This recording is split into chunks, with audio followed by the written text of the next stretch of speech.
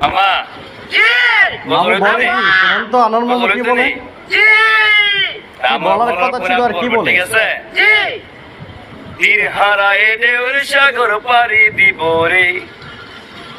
তিন তারায় এক পারি দিব রে নৌকা দা পারি দিব রে গাঙ্গেতা হাতুরা কথাটা তো এমন ছিল না দেখেন তো কেমন ছিল আর কেমন বলে মিলাই নেন আপনি তীর হারায় ঢেউর সাগর পাড়ি দিব রে